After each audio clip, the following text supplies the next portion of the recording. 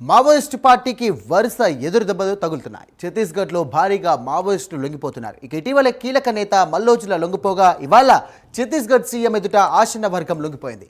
ఆసన్నతో పాటు మరో 200 మంది మావోయిస్టులు కూడా లొంగిపోయారు.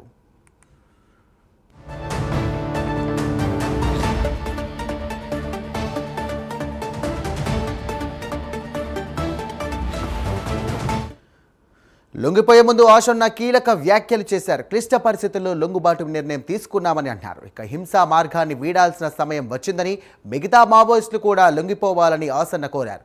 కొంతమంది ఇంకా పోరాటం చేయాలనుకుంటున్నారని ఆయన ఇక ముందుగా మనల్ని మనం రక్షించుకోవడం చాలా అవసరమని చెప్పుకొచ్చారు. हमारा जो साथी लोग हैं जो सशस्त्र संघर्ष को जारी रखना है करके जो तय किए साथी लोग भी अभी हम जिन विषयों को लेकर हमने ये निर्णय लिया इसमें मेजॉरिटी साथियों को तो हमारा जो तरीका है जो तरीका हमने लिया उस पर आपत्ति है, लेकिन वो तरीका किस स्थिति में हमने वो तरीका को अपनाया इसे समझना है करके मैं अपील कर रहा हूँ साथी लोगों को. आप लोग भी सोचना चाहिए. आप लोगों का सुरक्षा का चिंता ज़रूर है. हमें पहले हम बचना है, बाद में हम क्या करना है करके सोच सकते. जो मौका है उसको इस्तेमाल कर सकते हम. इसलिए सभी साथी लोग और రైట్, ఇదే అంశానికి సంబంధించి మరిన్ని డీటెయిల్స్ అందించడానికి మా కరెస్పాండెంట్ రజనీకాంత్ సిద్ధంగా ఉన్నారు. రజనీకాంత్, చెప్పండి, మావోయిస్టులకైతే నిజంగా దెబ్బ మీద దెబ్బ పడ్డట్టుగా తెలుస్తోంది. ఆసన్న కూడా దీనికి సంబంధించి కూడా కీలక వ్యాఖ్యలు చేశారు. ప్రస్తుతం మన దగ్గర ఉన్న అప్డేట్స్ ఏంటి?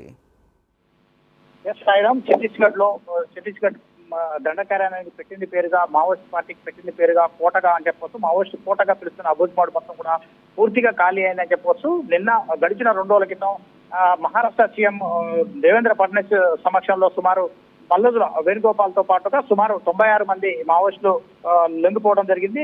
దాంతో పాటుగా ఈ రోజు ఛత్తీస్గఢ్ సీఎం విష్ణుదేవ్ సాయి సమక్షంలో కొద్దిసేపటి క్రితమే జగదల్పూర్ లో బస్తర్ డివిజన్ సంబంధించిన జగదల్పూర్ లో కూడా ఆసన్న అలియాస్ తక్కెలపల్లి వాసుదేవరావు, తెలంగాణ సంబంధించిన కీలక నేత, మావోయిస్ట్ పార్టీ కేంద్ర కమిటీ సభ్యుడు, బస్తర్ డివిజన్ సంబంధించిన కీలక వ్యవహారాల్లో పాల్గొనే నేత, ఆయనతో పాటుగా సుమారు 200 మంది మావోయిస్టులు కూడా పూర్తిగా లొంగిపోయిన పరిస్థితి తాజాగా. లొంగిపోయిన వారిలో సుమారు 106 మంది మహిళలతో పాటుగా 98 మంది పురుషులు కూడా పురుష మావోయిస్టులు కూడా ఉన్నారు. దీంట్లో పూర్తిగా కూడా 19 AK-47 17 SLR రైఫిల్స్ కూడా పూర్తిగా వాళ్ళ ఆయుధాలు సీఎం విష్ణుదేవ్ సమక్షంలో వాళ్ళ ఆయుధాలు సమర్పించి లొంగిపోయారు. మొత్తం 153 ఆయుధాలను కూడా పూర్తిగా ఇచ్చి లొంగిపోయిన పరిస్థితి. మావోయిస్ట్ పార్టీకి పూర్తిగా ఎదురు దెబ్బ, కోలుకోలేని దెబ్బ అని చెప్పవచ్చు. గడిచిన ఆపరేషన్ కగార్ 2024 జనవరిలో మొదలైనప్పటి నుంచి కూడా మావోయిస్ట్ పార్టీ వరుస ఎదురు దెబ్బలతో కకావికలం అవుతుందని చెప్పవచ్చు.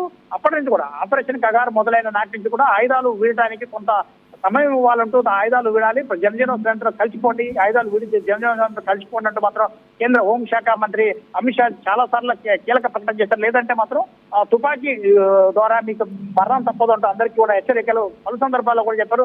ఇటీవల కాలంలో దాదాపు ఒక 6 నెలల కాలం నుంచి కూడా మావోయిస్ట్ పార్టీ ఆయుధాలు వీడే విషయంలో మొదలడానికి కేంద్ర కమిటీ పోలిట్ బ్యూరోలో కూడా కీలకమైన చర్చ కూడా జరుగుతుంది. ఈ నేపథ్యంలోనే కూడా ఈ తాజాగా ఛత్తీస్గఢ్ సీఎం విష్ణుదేవ్ సాయి సమక్షంలో లొంగిపోయిన ఆసన్నతో పాటు కీలకమైన మార్ట్ డివిజన్ కమిటీ సభ్యులు కూడా పూర్తిగా సుమారు 200 మంది మావోయిస్టులు లొంగిపోయారు. లొంగిపోవడానికి ముందు నిన్న ఇంద్రావతి నది దాటుతున్న తర్వాత మీడియాతో మాట్లాడారు. థాంక్యూ రజనీకాంత్.